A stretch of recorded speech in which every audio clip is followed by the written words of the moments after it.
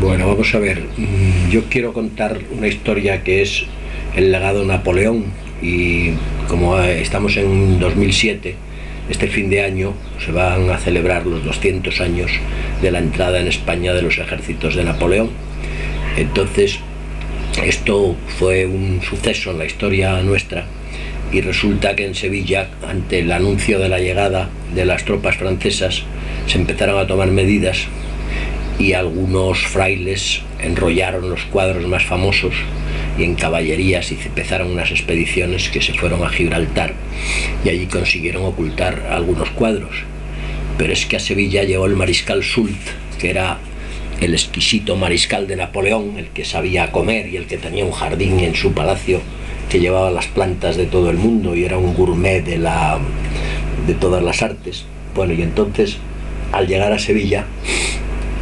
el mariscal Soult quedó fascinado por la pintura sevillana y rápidamente empezó a robarla y a bajarla de la catedral y de las iglesias y a embalarla convenientemente para llevársela hacia Francia, ¿no? Entonces este expolio tuvo luego unas vicisitudes por Vitoria, porque los ingleses que entraron por Portugal y atacaban a Napoleón con el general Wellington a la cabeza, a Wellington también le gustaba mucho la pintura y parece ser que hubo unos escaramuzas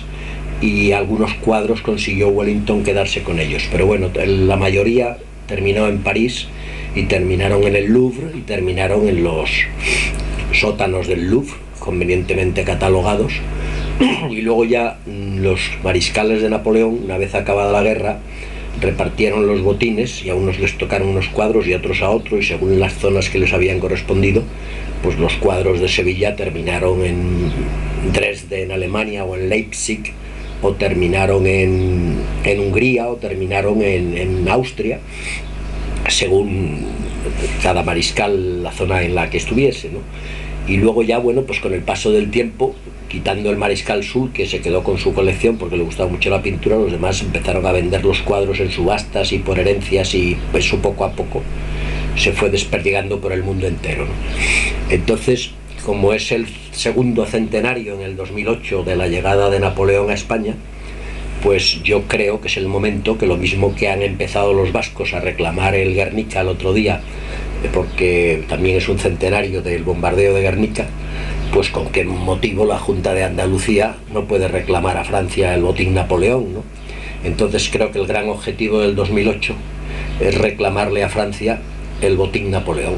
Entonces hay una serie de sabios ilustres que sabrán hacer la relación exacta, porque yo una temporada me dediqué a esto y a mí me salen más de 100 cuadros, de los cuales hay 60 y tantos de Murillo, 20 y tantos de Zurbarán, algún Valdés Leal y bueno, cosas así, ¿no?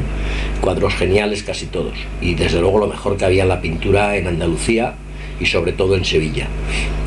Bueno, pues es el momento de decir a la Junta de Andalucía y a sus autoridades de cultura y a su presidente y a todo el mundo que empecemos entre todos a solicitar la vuelta a Andalucía, sobre todo del botín Napoleón. Entonces estos cuadros se han ido devolviendo a veces en cuentagotas, y el último se lo devolvió el general de Gaulle a Franco, o sea, en el año 1940, por unos servicios que había dado el gobierno español a Francia, pero eran unos secretos de unos espías de la revolución esta de los maquis que había contra los alemanes. Y bueno, a cambio de eso,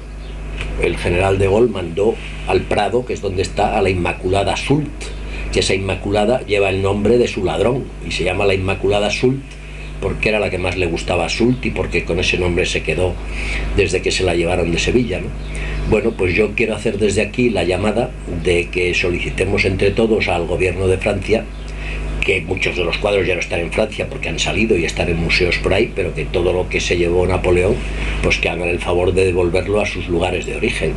y al que le parezca bien esta idea, pues adelante con los faroles. Eso era lo que quería decir. Hasta luego.